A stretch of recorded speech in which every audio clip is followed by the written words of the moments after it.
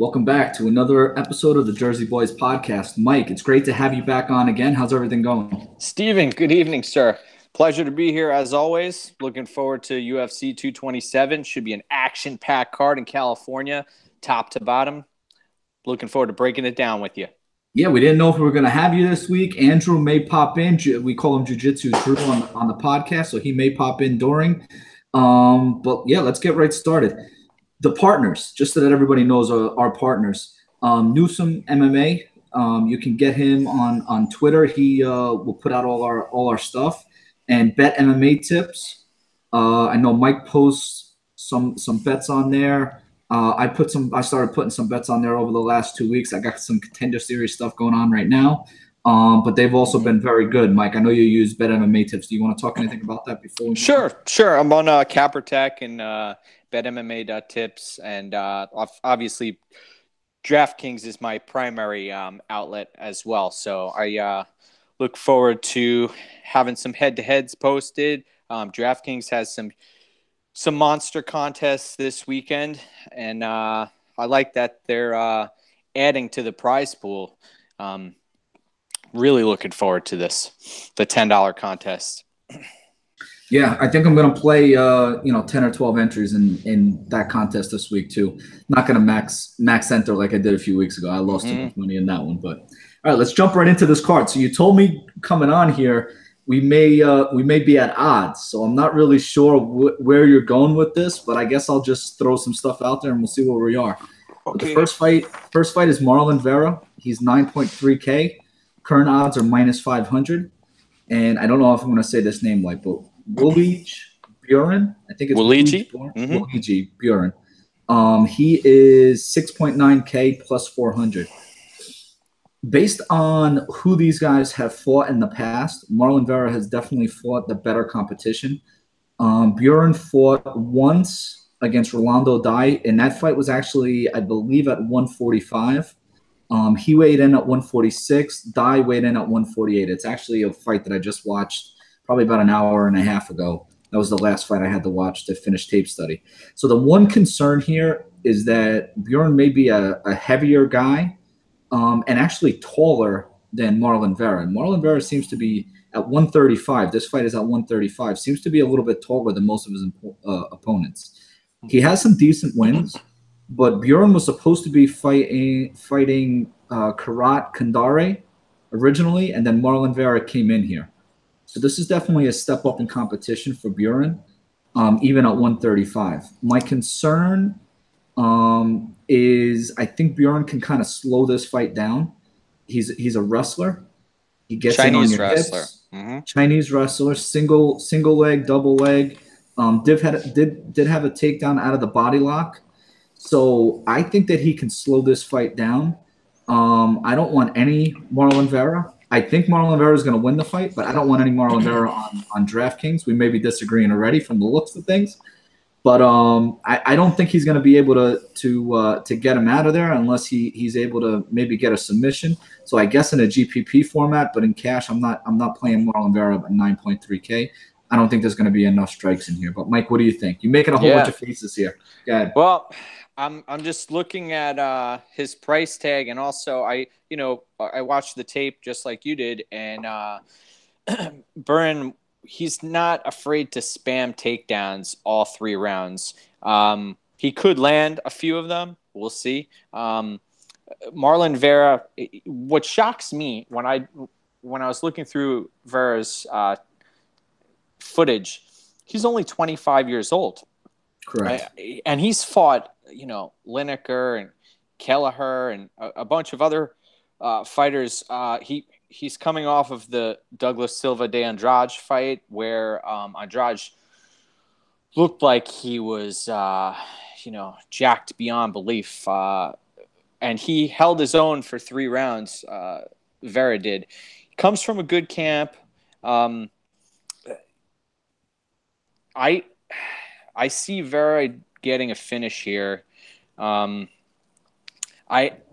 last time Buren fought, I want to see if that fight took place in the United States or if that was over in Asia. That may also play into things. But he's outmatched on the feet. Buren is. He looks comfortable in top position, as most wrestlers do. What surprised me also, Rolando D's wrestling, his takedown defense actually held up. And that says a lot to me. So Marlon Vera, I think he's got a few options to finish this fight. I mean, minus 500 favorite on Vera, I think is a little much. I would probably want it about minus 350, but as far as DraftKings goes, I suspect we'll see a lot of Vera in cash lineups. Really? See, he's the biggest favorite on the card, minus 500. I mean, but you think he's going to score at 9.3K? He throws punches in bunches. Lots of kicks, high kicks. Didn't he, Brad Pickett, didn't he catch him with a kick? He was losing that fight, though. That's the other thing people need to realize, that Vera is hard to trust in some respects. So I hear that. But people who are odds-based DraftKings players, if they see minus 500, they're probably going to jump and just lock him right in. Yeah. Interesting. We'll see. Not concerned with Buren dropping down from 145? Doesn't faze me. Buren, he doesn't strike much. He's going to come in and try to grapple, and he's probably going to get popped with the jab. He's going to get leg kicked. Vera's probably going to try to keep the distance, and eventually, I think that'll take its toll on Buren. Yeah, and again, I think the way I had this priced out, I really thought that it would just go to decision. I like Vera to win. I just didn't think he would finish him. I thought he'd go to decision. He went to decision with John Lineker. His corner was calling for more leg kicks, even against Andrade, and I thought he threw a lot of leg kicks, and they were calling for more. Yeah. But I think Andrade just took it right to him. And I agree with you. Buren doesn't throw a lot, but he is going to wrestle. I think he's going to try to wrestle with Vera. Him being 145 and actually weighing in 146 for the fight against Dye just leads me to believe that he's going to try to close the distance and use his strength. If he has strength, I think he could be successful with it. But you know what? We said we're going to disagree, and we disagree right off the bat. Here we go. Next fight. Danielle Taylor, and again, these Chinese names I'm tough with. It's Weili Zhang. Weili Zhang, all right. Weili Zhang. Yeah. Weili Zhang is 16-1, and if you watch her fights, they don't last long. I actually watched 4 of them because I was able to find them, number 1, and then number 2, most of them lasted a round. Danielle Taylor, I think we're very comfortable with what we're gonna see. She's quick, lots of movement, more movement than most fighters you're gonna see, nonetheless, male or female. Very powerful legs, short but powerful legs. She's only 5 foot tall.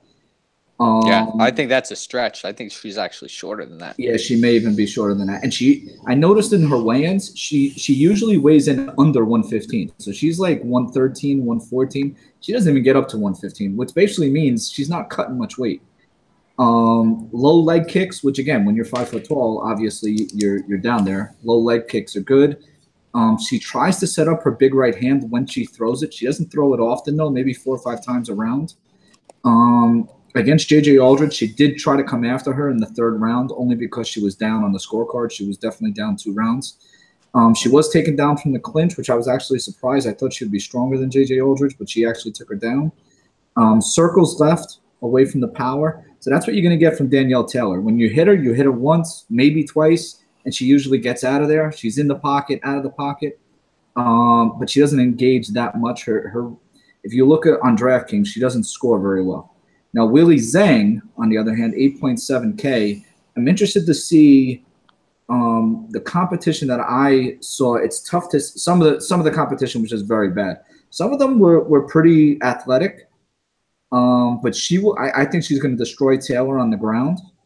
I don't, Taylor. I know on tape they said that she's been practicing wrestling, but I don't see her going to the ground at all. And Weili Zhang, she throws sub attempts and kind of wrestles. And if she gets on top, her ground and pound was pretty good. again, I don't know what kind of opponents she has. I think most of them are pretty low level, but I watched 4 fights and she finished all of them within the first 2 rounds. So, Mike, what do you think about Willie Zhang here? I thought you pretty much nailed it. Danielle Taylor, I've watched all of her fights. She's been in some very ugly fights, especially the Morose fight. Oh, my God. She sits back and doesn't want to engage. Aldridge was able to out-grapple her. She does have a win over Jessica Penne, and I thought she lost that fight as well. The Siho Ham fight, I thought she lost that fight as well. Weili Zhang comes in. She's a dynamic striker. She's actually ranked number 1 in China as far as pound for pound goes on Tapology. Just throwing that out there. She trains out of Black Tiger Fight Club. She fights, or she has fought in the KLF organization. It's hard to trust Asian fighters coming overseas to fight in the U.S. I've noticed that there's been a trend, although Song Yadong, etc., that we've seen some success recently, but traditionally it's been something to be concerned about. In this case, though, I see that Danielle Taylor is going to keep the distance. She's going to try to land that right hand, like you just mentioned. And if she doesn't have a plan B. We've never seen a plan B out of her. She doesn't have a grappling game. She has. I think she's going to be lost out there if Weili Zhang starts beating her on the feet right off the bat. But I see Danielle Taylor trying to just evade, and this being a very low-scoring fight from a DraftKings perspective. The other thing with Zhang, she has seven fights in 2017. Like, this girl fights a lot. Again, most of her fights are only a round or 2. But she fights a lot. It seems like she really enjoys herself in there. So she's going to have to pursue. She's going to have to cut off angles and pursue Danielle Taylor. Yeah. That's the only way she's going to get her. And here's the other thing, though. If she does that, if she's pursuing Danielle Taylor, she does have power in that right hand, and she does. Yeah, honestly, she has fight-ending power. We haven't seen it yet at the UFC level, but it's there.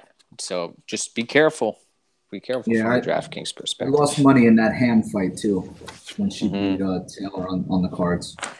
That wasn't very good. But I'm gonna stay away. I'm gonna stay away from that fight in DraftKings, to be honest with you. I don't know what you're yeah, $7,500 for Danielle Taylor. I think you can do better for that price tag. So next fight up, this is an interesting fight.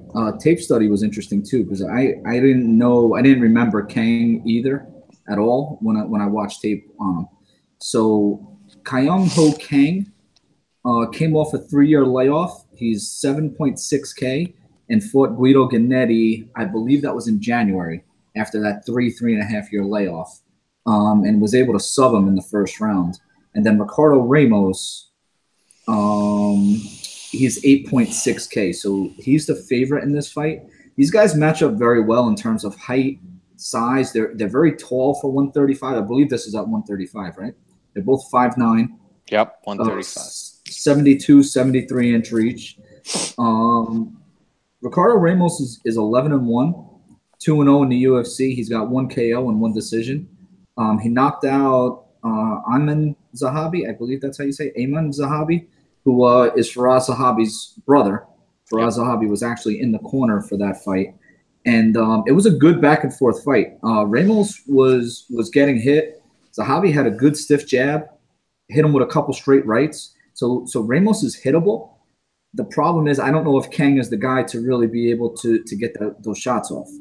So I like Ramos in this fight just because I don't think that what Zahabi showed to be successful, I don't know if Kang can pull that off.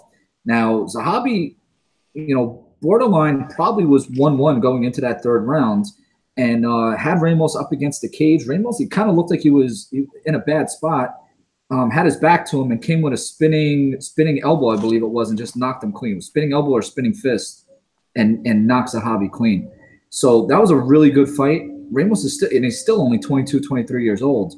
Kang, on the other hand, is 30 years old. He's South Korean, so I'm assuming maybe military service. That's why he was out. Is that what it was? Correct. Yep, Okay. military service. Mm-hmm. Just assuming that there. But the Guido Canetti fight, Canetti was very aggressive in that fight. I didn't go back and watch any other Kang fights because I just thought after a 3.5 year layoff, I don't know what I'm going to see that's going to be much different or useful. But he looked good. He was in great shape. Again, 135 pounds, 5'9". Like, the guy's strong. He's thick for his weight class. Yeah, he's a BJJ guy. And he was a big favorite against Canetti, but Canetti was very aggressive. He looks for submissions.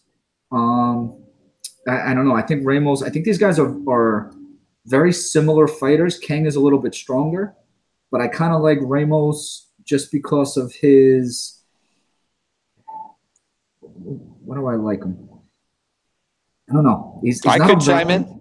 Go ahead. Tell me why I like Ramos. I just like him a little bit more. Yeah, this is honestly this was beautiful from a preparation standpoint for this fight. Just digging deeper, finding some research about Ricardo Ramos, and a few things that stood out to me. He has done this camp at Team Alpha Male. His physique has changed significantly on Instagram photos. I know people are thinking like, what the hell? Why am I talking about this? But be aware, this kid is only 22 years old. He's getting stronger. He reminds me of Charles Oliveira on the ground, and he does have stand-up as well. His gas tank is questionable. He throws the kitchen sink like Oliveira at his opponents during the first couple of rounds. He does fade in fights, and Kyung Ho Kang, he was off for military service. He did submit Canetti, but he had some trouble in that fight, and I know some of that might be ring rust because he was out for a few years. But whoever gains an advantageous grappling position early is going to be at a huge advantage in this fight. And my pick is Ramos in this fight. I think at $8,600 from a DraftKings perspective, that's an incredible value. I think the line opened around -250, and it's actually come down. Kang's been in some challenging fights where he's gone the distance, and he's been reversed a number of times. I'm gonna roll with Ramos here, but I don't blame people for taking the plus money on Kang. No, again, I like Ramos. Let me put my thoughts together because I couldn't get them together a minute ago. I remembered, I just checked my notes. Very, very good in the scramble. Early in this fight, there were a lot of scrambles. He's very, very good in the scrambles. He's a wizard when it comes to jiu-jitsu. Yeah, he just chains submissions, and it's beautiful to watch. I swear, when I watch these young Brazilian fighters who here's another thing. When he lost his fight, he actually got submitted in a rear naked choke for his first loss against Vasquez. And when you see his face and his emotions when he lost that fight, it was completely devastating for him. When fighters lose like that, that means a lot to me because I know that they're going to fight hard for my money. Right. And that stood out to me. He's growing, he's getting bigger, and he did this camp at Team Alpha Male to leave Brazil and come up, which a lot of fighters have seen success doing that. We'll see what happens. And Kang comes out of Tiger Muay Thai. He comes from a good camp as well. So we'll see. That's why they make the fight, right? Well, I'll tell you what, I like that he came out of Team Alpha Male for this because that's in California, and then obviously this fight card is in Anaheim, so Yeah, they have it's a got bunch to of be guys better. fighting on this card. Yeah, it's got to be better too for travel. Kang's coming from wherever he's coming from. You know what I mean? Mm-hmm. Yep. Next fight, we got Alex Perez at 8.4K and Jose Shorty Torres at 7.8K. I was actually surprised with everything with this fight. I was surprised with the price. I was surprised with the line. I just assumed Torres would be the favorite in this fight. I do like Alex Perez, and the reason is because of his wrestling. He's nonstop wrestling. He's going to shoot a lot, decent striking, kind of just exhausts his opponents with his wrestling. Locks his hands. He's very good at getting a body lock, locks his hands, and he's in a strong position to just take you down, rinse and repeat. Now, is he going to be able to do that to Jose Torres? I guess we're going to see. I think Alex Perez is going to be bigger than him. He's got 2 inches in height. We saw Shorty Torres in his debut against Jared Brooks, and Jared Brooks, for the most part, I believe, was like 5 foot or 5'1". I mean, Jared Brooks was getting the best of him and basically knocked himself out. Right? He was able to get Jose Torres basically up in the air, up above his shoulders, came down and knocked himself out, and Torres was able to get a ground and pound for the finish. But he definitely lost the first round. Could have been losing the second round if that slam went any different. He wants to strike. He throws a lot of combinations, Torres. So again, this fight could finish. Torres could catch him. But I do like Alex Perez from a DraftKings perspective with his wrestling. I don't know. He has 7 straight wins. I just don't know if his striking is up to Torres standards. Torres trains out of ATT. Perez is out of Team Oyama. He was a really good high school wrestler, JUCO wrestler. DC actually said it on the card that he knows exactly where this guy's background is. So that means a lot to me also coming from DC. It's not just what I see on tape. Like he's got the pedigree for it too. So I think this is a good fight for Alex Perez, and it's a good mid-range fight, 8.4K. Mm-hmm. Mike, what do you think about this? Yeah, well, both guys have fought at 135. Just something to be aware of. And Torres is a little bit smaller than Perez.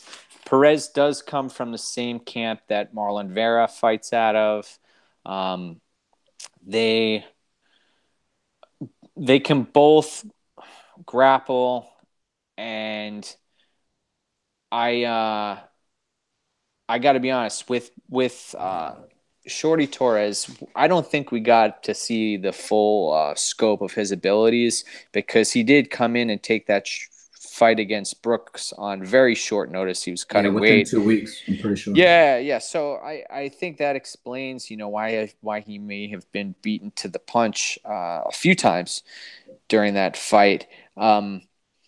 8,400, 7,800. These are the type of fights that could win you a GPP. The thing that concerns me from Perez is his lack of striking. He does want to grapple. He's had a number of chokes. And here's another thing about Perez. This kid is a vet. Even though he's pretty young, he's 20-4. That's his professional fight record.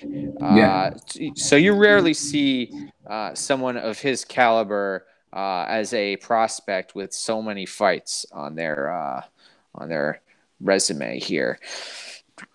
Man, I'm looking at his wins, and I watched the footage. I was very impressed with Perez. I was in a good spot from a DraftKings perspective when I faded the line movement or the line value on Eric Shelton in his last fight, and I saw an advantageous spot to roll with Perez. In this fight, I see Perez being the heavier fighter, the someone who's going to control the grappling exchanges. But Torres has some quick hands, man. And if this goes to a decision, I could see Torres pulling it out. But if there is a finish in this fight, Perez would be the guy to get it done. Torres 7,800. I suspect that we'll see some high ownership, but recency bias would suggest that the guy was losing the fight until he got himself that win. I don't know if you want to call it luck or whatever, but when Brooks knocked himself out. But I think that Perez, I think it's lined correctly about minus 140 ish for Perez. I think he should be the favorite in this fight, and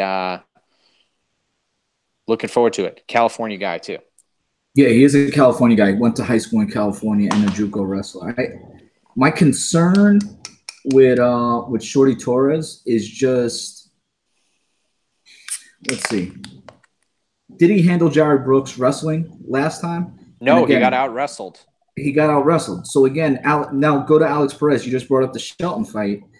Shelton is a pretty good striker and wanted to strike early. Perez struck with him a little bit and then realized, all right, I need to wrestle, and then totally took him out of his game. I mean, Shelton was exhausted. He couldn't even get up. Yeah.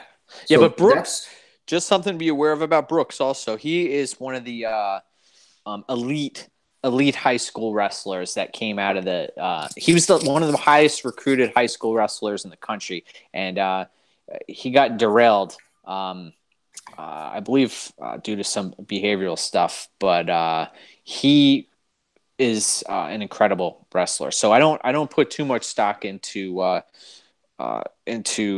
Torres being out-grappled in that fight. So we'll get into this next fight here, and I kind of want to get your take on Matt Shales.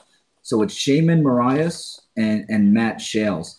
Now, again, this is another fight. I was kind of shocked by the line and the price on DraftKings. I think Marias is a great price on DraftKings. His two losses, 9-2. His two losses are to Marlon Marias by rear naked choke, and Zabit, who everybody knows. Both of these guys are studs. I mean, they're both, I think, top 5 already in the division, right? Marlon's going to be fighting for a title real soon, I would assume. And Shaman lost both of those by submission. Against Zabit, again, it's the fight that I watched. And, Zabit basically gets the best of him just about the whole fight. He's not really even in the fight. It's his UFC debut. He was totally outmatched. Now, what you can get from that, he has the Muay Thai stance. Good jab, lots of kicks, will grab for subs. But again, he was in over his head against Zabit. I don't know if we saw the best of him. Obviously, we didn't see the best of him because he was so overmatched. Now, when you bring up Matt Shales, he's the guy that trains with Dominic Cruz. You can watch his fight in the Dana White Tuesday Night Contender Series. So he fought. Let me see if I wrote down the date. I think he fought in June, in the beginning of June. He's 7-1, and he's bouncy. He has a very heavy right hand, and he just came in. He's got a 73-inch reach. He just came in. Oh, no, I'm sorry. He's got a 68-inch reach. The guy he was fighting, Yazin Hajay, had a 73-inch reach, just like Marias does. And he threw heavy right hands until he just basically knocked him out. He had no interest in the ground. He just wanted Yazin to get up. And once he got up, it was just heavy right hands, and he was just looking to drop him. So he looked very, very strong. He looked like he threw heavy. He can get a knockout here, but I think that Marias is going to want to bring this to the ground, use some BJJ, get some ground attack going. I don't know how good his sub game is. I know he grabbed for subs in that fight. But Shales is very, very dangerous on the feet from the fight that I saw. So, Mike, what do you think in this case? Yeah, well, that fight against Zabit for our buddy here was for Maurice. That was a systematic destruction, and you could see how much length plays a factor in jiu-jitsu. He was able to just transition through him like a warm knife through butter. It was pretty incredible to watch him advance position. It was great. So I don't think that gave us a clear picture of Moraes here. He does like to strike, and so does Sales.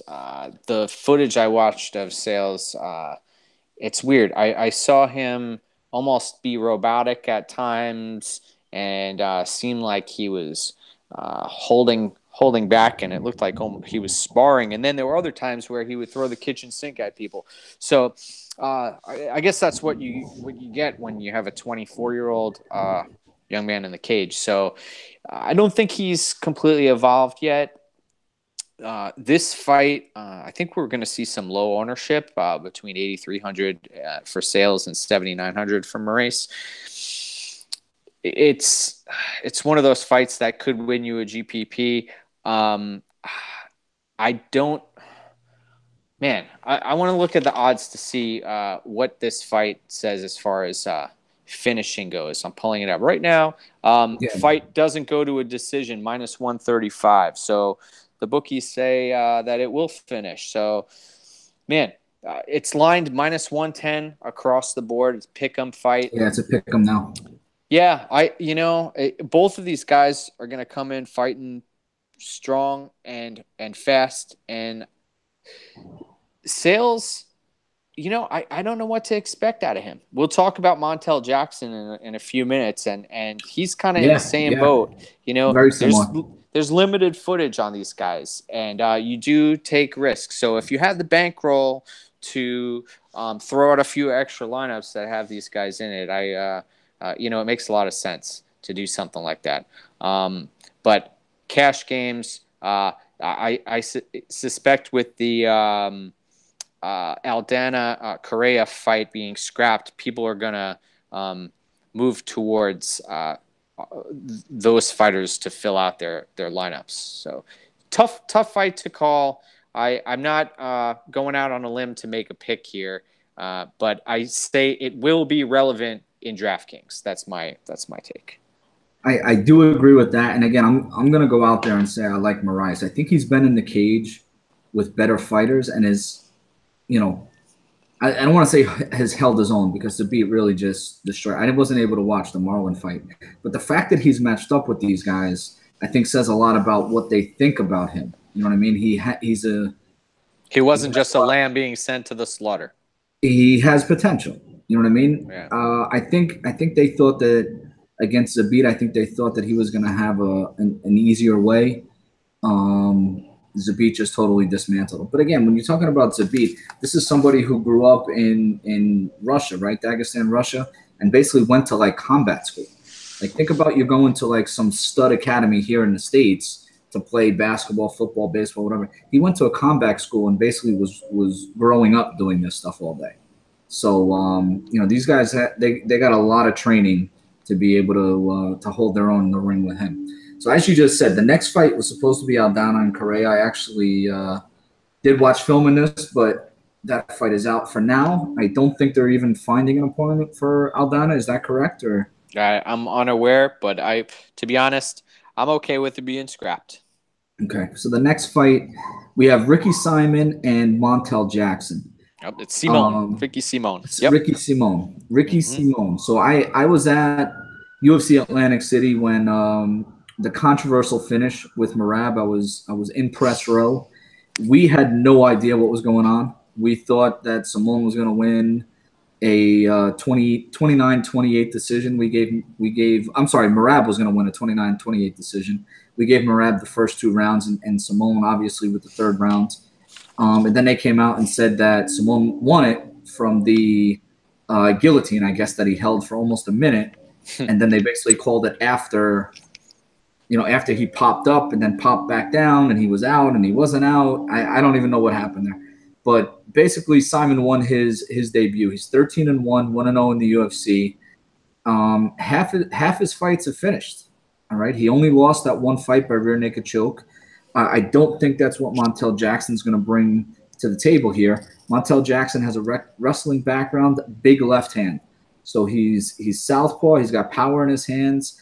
And in his fight on Dana White Tuesday Night Contender Series, he fought Rico Discoli, who's very very bouncy, moved around a lot. Kind of had like a TJ Dillashaw since he's on the card too. Kind of that kind of a movement up and down, a lot of movement in the pocket, but didn't really throw to hurt you, just threw to kind of touch you. And Montel Jackson just basically waited him out. Actually had 2 points taken away. Talking about adversity, he overcame some adversity in that fight. In the first round, he had a point taken away for an illegal elbow. And in the third round, I believe it was an eye poke. So he had 2 points taken away, kind of needed to finish to win the fight, and wound up finishing the fight in the third round.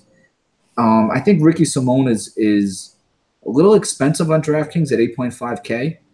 I don't love that price. I wish it was more of a pick 'em. But if you want to put a bet in, I really do like Ricky Simone to win this fight. I actually have a bet on him already. So that's basically what I think. I think Simone against Merab, I don't think we saw the best of him. Merab was put a lot of pressure on him, so I think Simone needed that space to kind of get off his attacks, and I think that's what Montel Jackson's going to do. He's going to give him some space here. Now Jackson's going to have 4 inches and of height advantage and 6 inches of reach advantage, so that could present a problem for Simone. But I do like Simone here. Mike, what do you think? Yeah, I want to see what the takedown defense of both of these guys are. I know, we saw Merab taking down Simon almost at will for the first couple of rounds, and I remember watching that Simon Merab fight and thinking to myself, my God, these guys, the caloric expenditure that they're burning is Right. insane. And something that I drew from that fight also was Simon's ability to just the self-awareness to lock in a submission attempt in the last minute of that fight when he was losing that fight. I mean, everybody in that arena, you were there. I was So, there. I was first row. I watched that fight, live on my television, and I suspected that Merab would get the nod because he looked like he was he popped up afterwards. Yes, he was unconscious at the end, but getting back to this fight, Montel Jackson is a bit of an enigma to me. I don't know who this guy is. He's a 5-0 or 6-0 professional record. He's 6-0, and the reason he got into MMA is he was training to be a U.S. Olympic wrestler before it was dropped from the Olympics. Yeah, he fights out of Pura Vida. He's in I believe Wisconsin. Milwaukee area. Some things that really concerned me as far as Montel Jackson goes was when I listened to James Lynch's interview, he didn't know who his opponent was for Contender Series. He didn't know his name, had no idea what he did. If I'm getting into that cage, I want to know what my opponent's strengths are. And Ricky Simone has, he has some experience at pretty high level. So he can 13-1. He's been in the cage plenty. Yeah, he can wrestle. He doesn't quit. I mean, if he had, you saw the pace that Merab put on him. Mm-hmm. He could have checked out of that fight about 7 or 8 times, and he got popped on the button. So, my advice is to tread with caution from a DraftKings perspective. At 7,700 for Montel Jackson, you don't know what you're going to get. He could be a world beater like Alexander Hernandez last week. I didn't see Alexander Hernandez walking through OAM like he did last week, but these things happen. Some folks call it variance, but Hernandez looks like the real deal. And Ricky Simon for 8,500, I think he's priced right. But what my initial take on this right off the bat, I mentioned what's their takedown defense looking like? Does Montel Jackson, does he have decent takedown defense? Because you're going to need that $8,500 to pay off. And again, when it comes to takedown defense, again, Montel Jackson was an Olympic wrestler. He has a wrestling background. You're going to assume that his takedowns are going to be pretty good. And again, Ricky Simone got taken down a couple times by Merab, right? A couple times in the first and second round. So it could come down to takedowns. They're both looked willing to exchange. So I think we're going to have a good fight on our hands. I just don't know. My concern with Montel Jackson was he looked to be a counterpuncher. He didn't look to really in the fight. Again, I only saw the one fight, but he didn't look to lead the dance. He looked to counter a lot. So I think Simone is going to be a lot more comfortable than against Merab. Well, here's one last thing. These Contender Series fights, I don't think you're seeing fighters fighting to their optimal potential. Dana White is basically forcing their hand, telling them that they need to finish in order to get a contract. And not every fighter is a finisher. There are point fighters out there who are great point fighters, and all they do is win. You know, you look at even in boxing with Floyd Mayweather.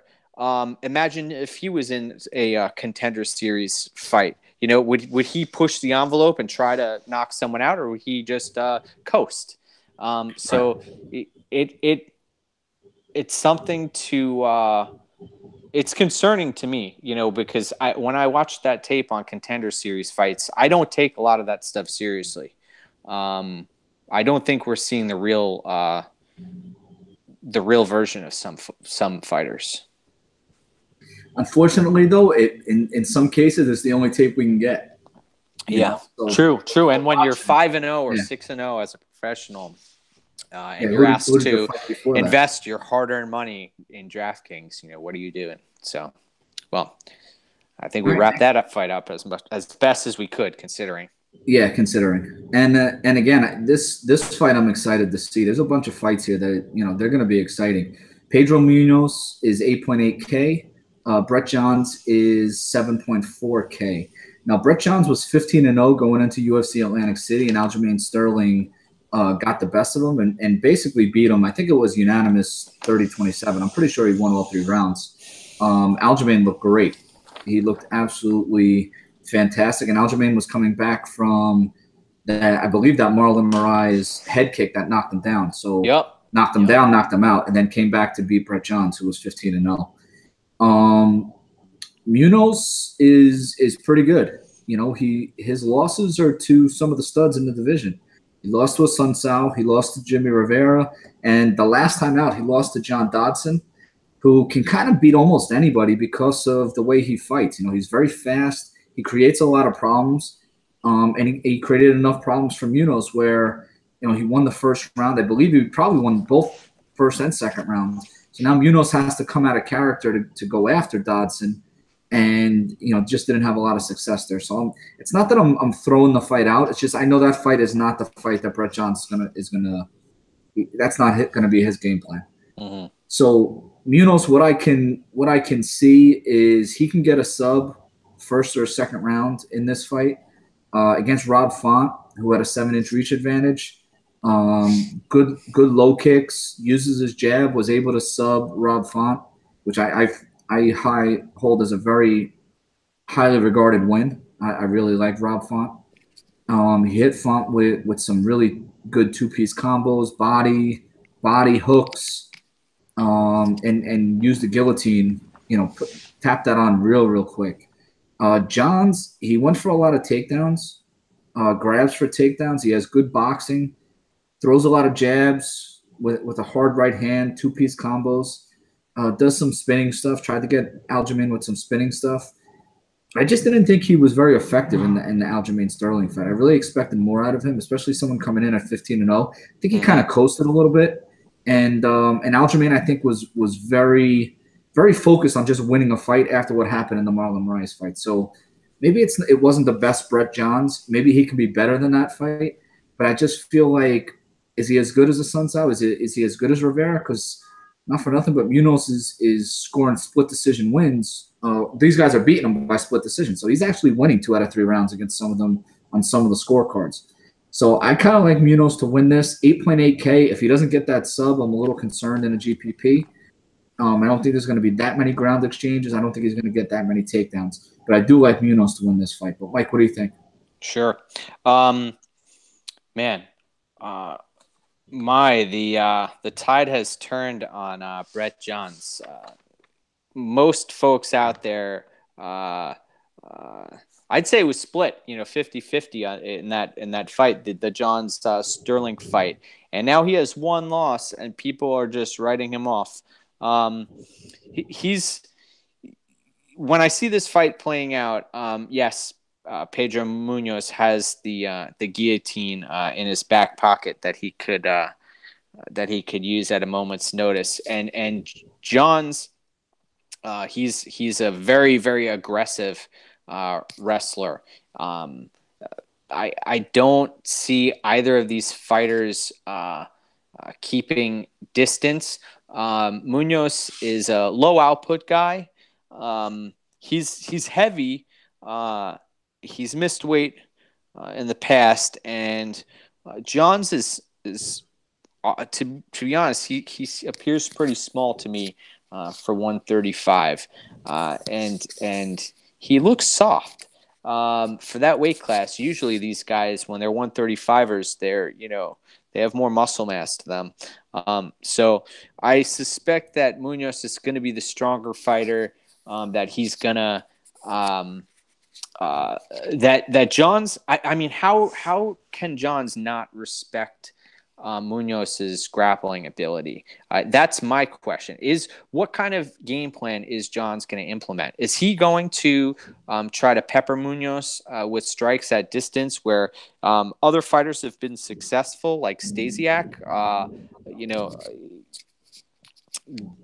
I don't think Munoz is worth that 8,800. You're right, unless he pulls off that sub, which he could do. But Johns has to know that that's coming, like Font did too. Font knew that the guillotine was right around the corner. So, but my take is that you might as well if Munoz is minus 260, minus 280, look at that sub prop. But from a DraftKings perspective, I don't trust Munoz. I don't if he doesn't get that sub, he's going to get outstruck. And Johns is a competitor. Taking that first loss, you see a lot of people come back and they change. And he's a young fighter too, so I think that Johns is going to go back to his well, and we might see a little bit different Brett Johns in this fight. But looking forward to this one. Yeah, I definitely am. And again, I think that the picture I tried to just paint here was that going into that last fight with Brett Johns and Aljamain Sterling was very motivated.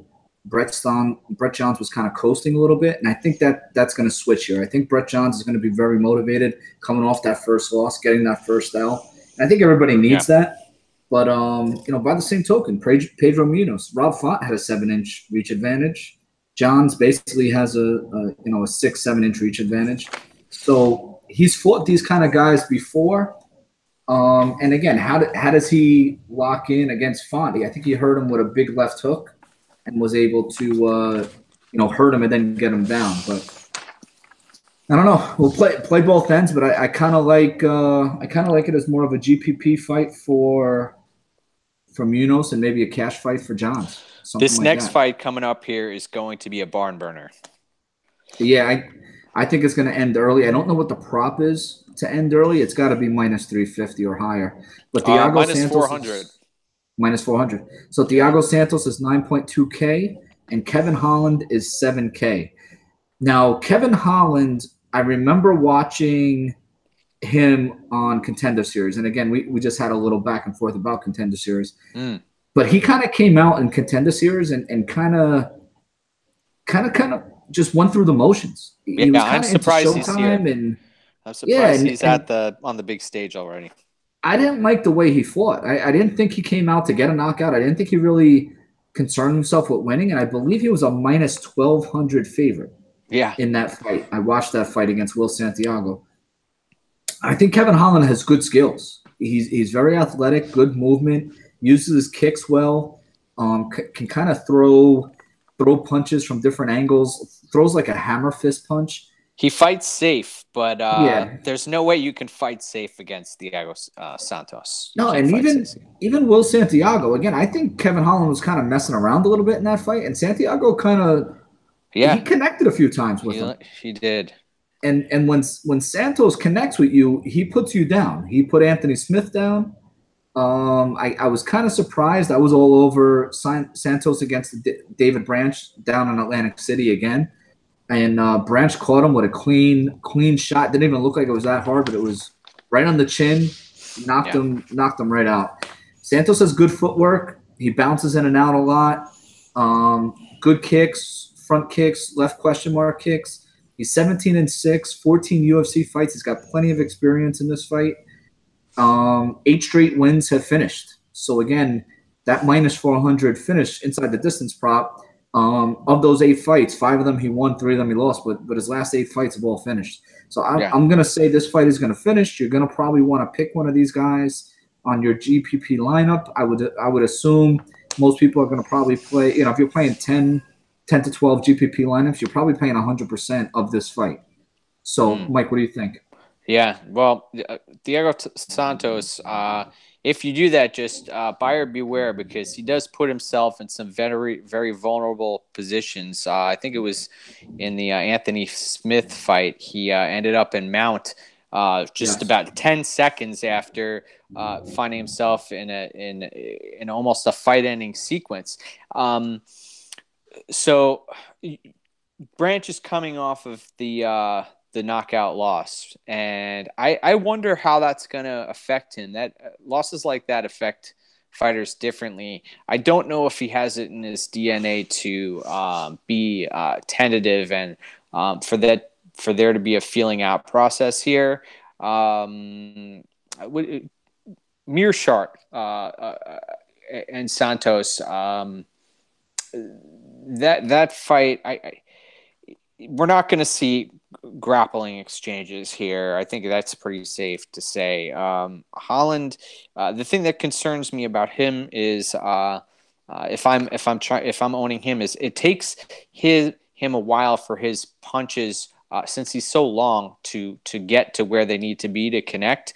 And Santos his kicks are lightning quick. So I'm gonna roll with Santos here. He's my preferred play, but I wouldn't be surprised if the tables turned on him and turned on him quickly, because Holland, he does make some intelligent decisions in the cage, and he has a killer instinct to him. So whoever connects first, and then whoever's a smarter fighter should win. That's my take on this fight. And again, just picking up on Holland, he's going to have a 3-inch height advantage. He's going to have a 5-inch reach advantage. He fought Curtis Molender in LFA. It was actually at 170 pounds. How'd that go? And that fight went to decision. Mm-hmm. That fight went to decision. So, he can strike.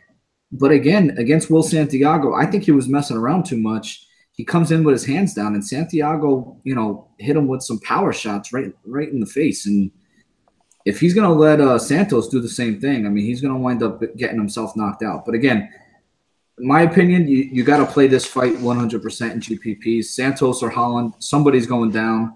This fight's going to finish, especially if you're playing 10 or 12 lineups. You don't have to be obviously all in on Santos, but I would be all in on this fight. Next fight, Polyana Viana is 8.9K, and JJ Aldridge is 7.3K. So JJ Aldridge beat Danielle Taylor last time out, outstruck her. In that fight, she was able to basically win the first 2 rounds against Danielle Taylor. And in doing that, winning those first 2 rounds kind of made Danielle Taylor fight out of character.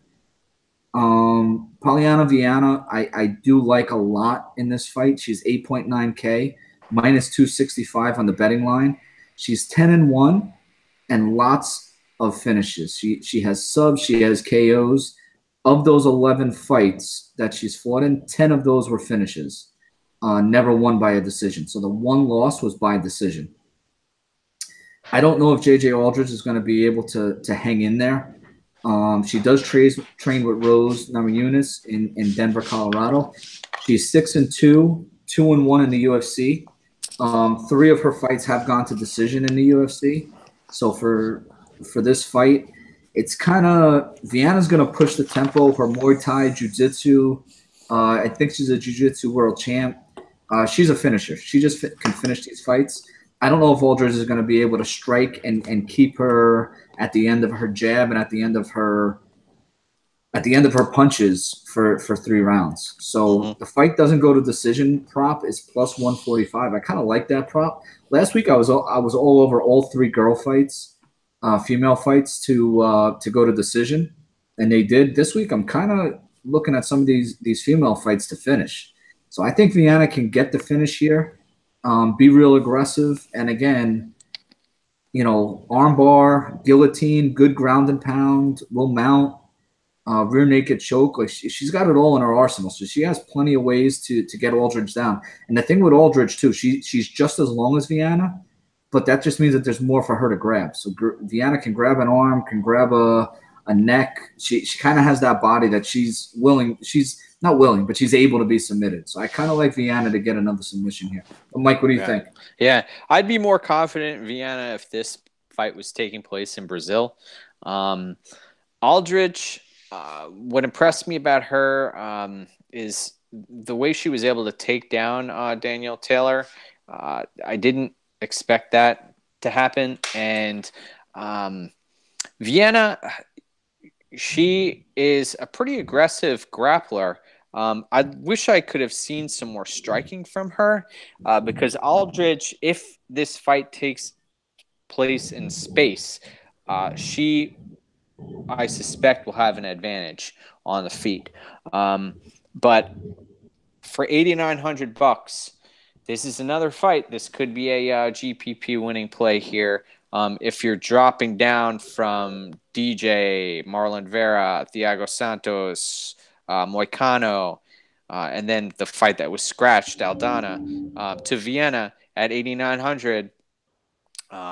She likes to grapple, and she likes to chain submissions together. So I suspect that that would be a good play. Aldridge, for $7,300. Most women's fights, you're right, they end up going to decision, and you're playing with fire when you get in there with Vienna. She's 10-1, and man, she likes to go for subs. So 10 finishes. Yeah, just mentioned 10 finishes.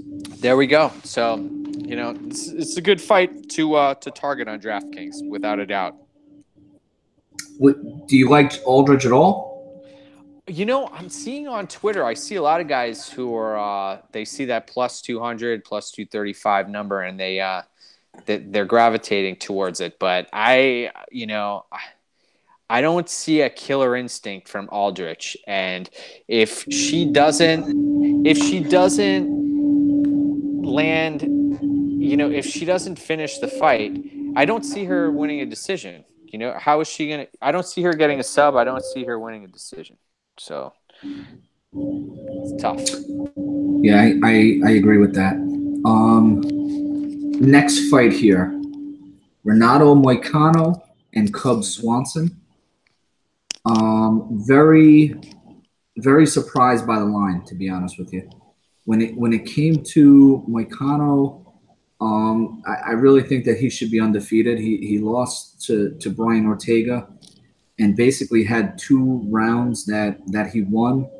Tried to go in for a takedown late, and it just didn't work out for him.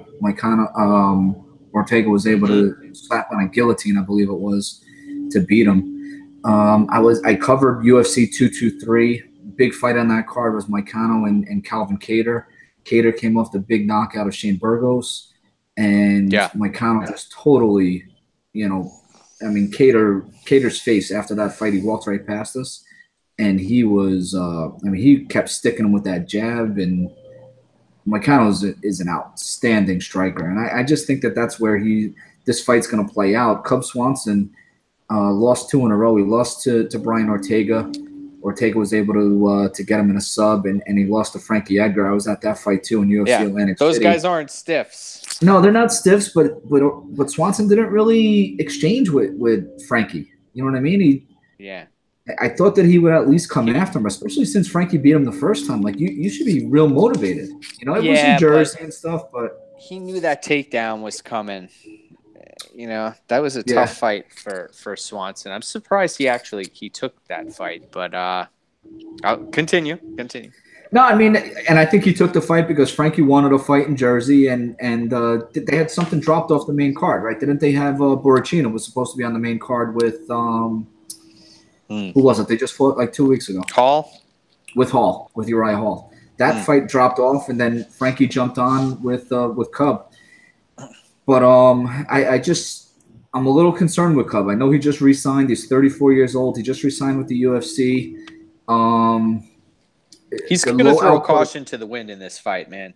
It's low output striking against Edgar, and that's just what I have in the back of my mind right now. So I mean, he's got to know that he's going to get if he fights at distance, he's going to get peppered just like Qatar did. And he's pretty savvy. I mean, on the embeddeds and other footage I've seen, he's been fighting or he's been sparring and with Dillashaw, trying to get his act together. Yeah. Man, this is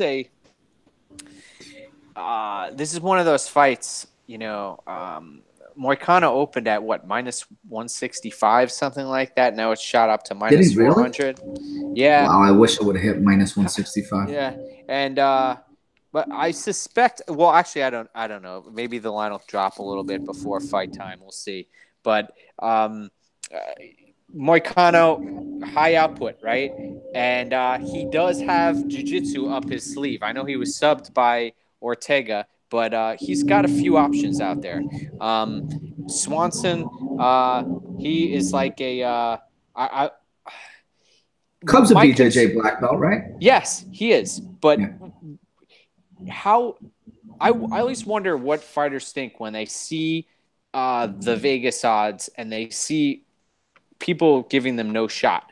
You know, does that make them ultra aggressive, or do they believe what the public and the sharps are saying? You know, that you know they might as well pack it in and go home and not even fight. For 7,100 on Swanson, I'm not saying this is going to happen, but you've got a very desperate fighter, and I think he is willing to take risks.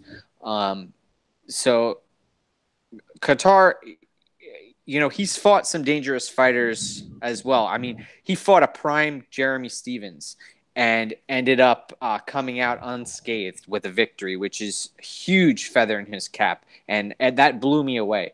But you know, I think that says it all. That Moicano can pull this off and should, and that 9,100 price tag is pretty safe. Yeah, and I tell you what, Mike, that jab is quick, man. When he pops that jab out, his striking is crisp. So, I bet seeing it live helps. Yeah, I was very impressed. Next fight, we got 2 more. We got 2 5-round title fights, main event and co-main event. What do you think about stacking here? Which one do you like? I'm assuming this is the fight, Demetrius and Cejudo. If you're going to stack in cash, this would be the fight to stack. No, we're kind of expecting. I know we've seen this fight already, but I think Cejudo, everyone kind of expects him to last a little bit longer. What do you think? Yeah. Well, I if you're stacking, I'd be stacking the Dillashaw Garbrandt fight. The really? Johnson Cejudo fight. I mean, most people expect the lighter weight classes to go the distance, and we know DJ. You know, he's gone to many decisions before. But I've got a pretty interesting. I don't even want to call this a hot take, but I believe that Henry Cejudo is going to come in and he's gonna turn a lot of heads. We've seen progression from him in previous fights. I realize Demetrius Johnson has been handed the trophy for greatest of all time by many people. And he's lightning quick. That's what makes him so special is his brain seems to process things so much faster than other fighters that he's in the cage with. I don't even know how that's possible, but this fight I really think you're going to see a much better performance from Cejudo. And I don't blame people for rolling with DJ. He's gotten it done so many times in the past. And this first fight that took place, although we didn't get to see the full arsenal from Henry Cejudo, I actually think that hurts DJ a little bit in this fight because he doesn't really know what he's getting. He dominated early, and Cejudo's got a lot to offer. He hasn't used his wrestling as often as he should have, the gold medal Olympic wrestling. Right. And he can throw hands. I thought he did win the Benavidez fight. He made easy work of Sergio Pettis. And uses wrestling in that fight. I mean, he was heavy and wrestling. Wilson Hayes, he's got a bunch of options here. I think Cejudo is a live dog. I did hit him at plus 437 and for a unit. And I as far as a DraftKings play, I'll have him in many of my lineups, but I don't hate on people putting DJ in there. There's no, that's the smart play. DJ's gonna dominate for 5 rounds and rack up a shitload of DraftKings points. And I don't hate on people for going that route. So we'll see. That's why they fight, right? Yeah, I mean, well, let's get into a little bit of my breakdown then, because you broke it down. I kind of was just asking about stacking, but you went all the way with this. Sorry. So no, that's fine. So let me just pick up on what I think. I agree that we're going to see a better Cejudo, and I started saying that before. So I think we're going to get 5 rounds out of this fight. I think it may go to decision.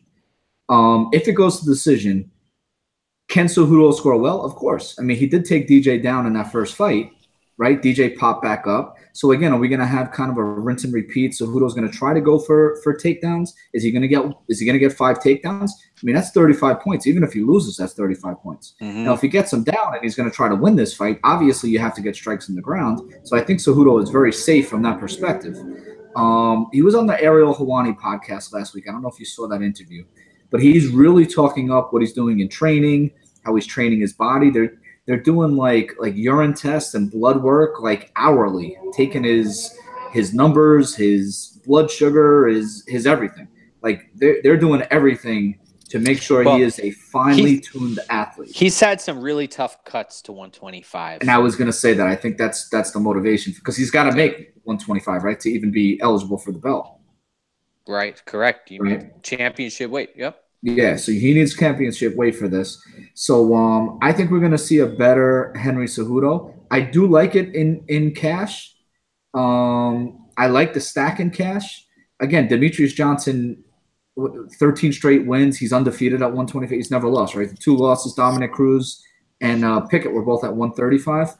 So his cardio is usually never an issue. I'm going to assume that Cejudo, with all these training techniques, his cardio is going to be outstanding. How did Demetrius Johnson win this fight early the first time? He was able to get up quickly off of that first takedown, use his knees in the clinch.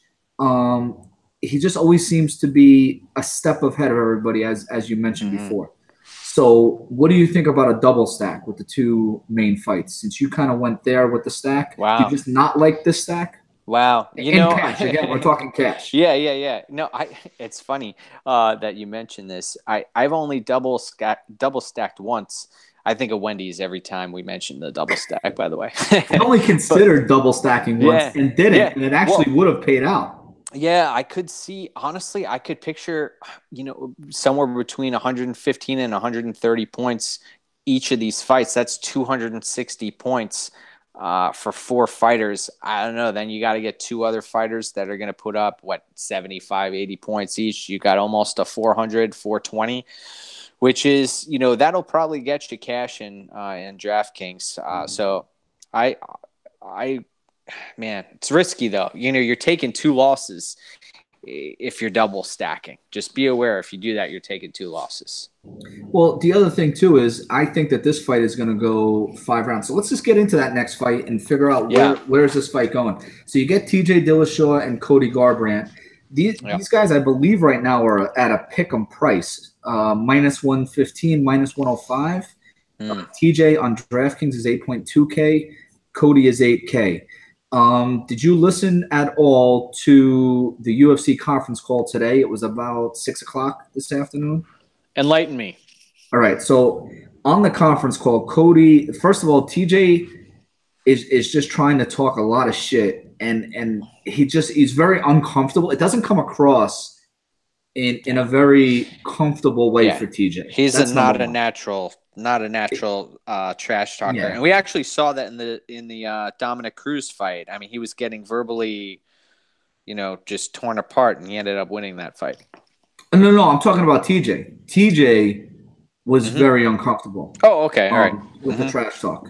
Cody was somewhat reserved. I mean, he was coming back at him because, again, Dillashaw was trying to get him a little emotional. But I feel like Dillashaw was doing it because Dominic Cruz did it. You know what I mean? Now, what Cody said, and I've heard this a couple times, but I finally heard it from his mouth, was he really wasn't able to train previously before that Dillashaw fight. Yeah, back injury. Actually, that had me back in February of last year. I made a play on Cody Garbrandt, and this was many months before the fight. It got canceled because of the back injury of Garbrandt. He ended up going to Germany, right, for treatment, and then it was rescheduled. And I actually hedged with Dillashaw, and I cashed on that because Dillashaw ended up winning. But continue. Yeah, well, again, the story there goes that Garbrandt took the fight even because he wasn't training much, and it seemed like literally 2 weeks previous to the fight, he really still wasn't training. You know what I mean? So he basically just cut weight to fight here. Yeah, you know what's funny? A lot of people out there mentioned, if he was medically cleared, they wouldn't put him at risk of re-injuring his back. But then you have guys like Paul Felder who, had a broken hand, and he's out there, he's fighting. But backs are different. Backs 100% debilitating. Yeah, and that was the reason I hedged. Yeah, and I've been going to chiropractor since I'm in 7th grade. I mean, some of my favorite, Larry Bird, for example, my favorite basketball player, Don Mattingly, ended his career. You know what I mean? Like Donnie Baseball. When guys hurt their back, it affects everything. It affects everything above. It affects all those muscles below. So backs are serious. And again, if you go back, I just watched the fight. Cody wasn't moving well.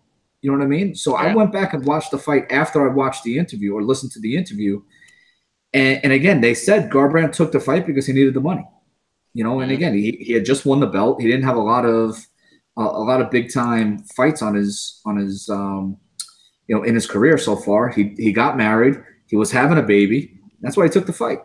You know what I mean? And unfortunately, he got knocked out. So I understand Cody not being at his best in that fight. Now Dillashaw, did he get dropped? Yeah, he got dropped. Did he get saved by the bell? Possibly. But he looked real good in that second round. That second round. Dillashaw looked real good coming off of the stool. Now, again, Garbrandt, what happened in between rounds? The thing with backs is once you sit down, you kind of stiffen up. So again, was Garbrandt even stiffer going into that second round? He kind of waited in the first round, counterpunched, and Dillashaw hit him with some good things early. And those kicks, there were a couple kicks that went right past his face that could have knocked him out. Dillashaw actually connected on a kick in the second round for that first knockdown. So, I mean, I really like Dillashaw. I'm kind of buying Garbrandt's story here, but I'm interested in your take because I think that the line, this being a 50-50 toss-up fight, is a great price for this fight. Yeah. Cody basically all his fights finish. The Yeah. only one that didn't was a Dominic Cruz fight. So Yeah, and we're playing with 5 rounds here. So from a DraftKings perspective, I understand stacking this fight. I suspect we'll see a lot of stacks in opposing lineups. That second round, when Garbrandt came out, he thought he had TJ Dillashaw on Queer Street. He almost finished that fight, and as a Dillashaw owner in that fight, I was worried. But then you also saw the heart of Dillashaw and the intelligence, to stay at range and pick his spots. And you are dealing with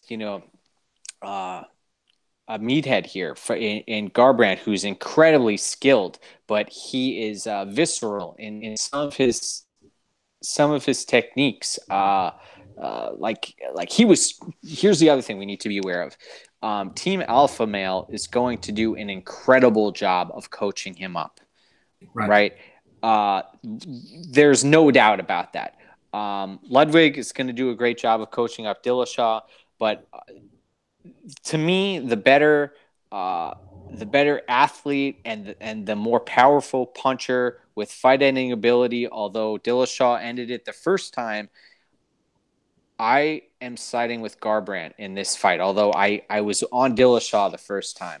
I suspect, and I am almost in a way, I wouldn't be surprised if Garbrandt ends this fight in the first couple of rounds. I have a weird feeling that might happen, and that might screw a lot of people who do stack this fight. So I'm looking at a few different options that I have on the table, but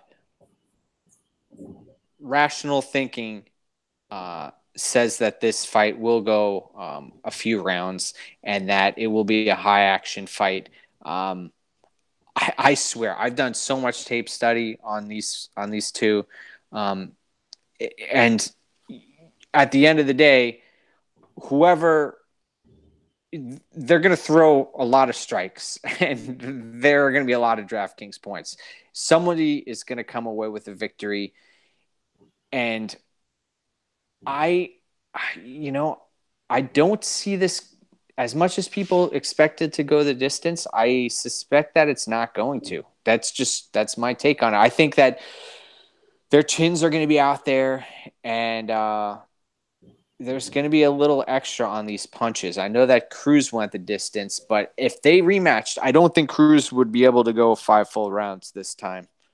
I also think I'm going to be fading Cruz in this next fight. I think Cody, depending on who it is, yeah. I think Cody wanted to take Dominic Cruz the distance. I don't think he wanted to finish him. I think he had a couple chances to get in. He was making him look silly. Yeah, I think he had a couple chances to get in there and finish him. And again, did we see the same Cody against Dominic Cruz that we saw against Dillashaw? He wasn't moving the same way. You know what I mean? And that's why I went back and watched it. Literally after 6 o'clock, I went back, watched that, then watched some Contender Series tonight. But when I heard Cody say that like he couldn't even train, I was like, wait a minute, let me go watch that fight one more time. Let me see him move. And that Dominic Cruz performance, I mean, that was a brilliant performance. Yeah. So, well, they had everything on the line. They had everything on the line. They knew that this was their, last great hope to take out Dominic Cruz after Team Alpha Male had been decimated by Cruz by so many fights. But that's the one thing to worry about. Team Alpha Male, they got their shit together, and Uriah Faber and the crew, they know what they're doing. From Northcutt to Mendez to we've got Ramos on this card. We got a bunch of fighters from Alpha Male, and I tip my cap to them. They're doing things the right way. Yeah, and we have a bunch of fights on here that I'm really excited for. Obviously, these 2 championship fights. Well, Mike, that brings us to the end. You want to plug anything? I know you basically do it every week, but what else do you have going on this week? Oh man, well, Steve, I want to thank you and everybody for tuning in. You can find me at Draftkings. My username is Vegas Isles, and also on betmma.tips, as well as Capertech at Mike's MMA Picks. I am a avid participant in Twitter, and I enjoy talking fights with just about everybody. So thank you for having me. I appreciate it, and looking forward to the fights. No problem. We're setting a goal this week, just so that you know. We got the pot out late last week, and I noticed there were only like 600 views, something like that, 500. I think the views were stuck because I saw like 185 for like a day and a half. So I don't know what was going on. Maybe I had to update something, but I'm hoping for 1,000 views. That's what I'm looking for on this one, and maybe some more likes, maybe like 50 or 60 likes. A lot of people, as long as we don't get any negatives, I guess that's good. You know what I mean? I don't think we had any negatives last week, but we didn't have many likes. So I don't know. Go out there and win some money on DraftKings, my friends. Yeah, definitely, and hit those bets. Mike, until next week, enjoy.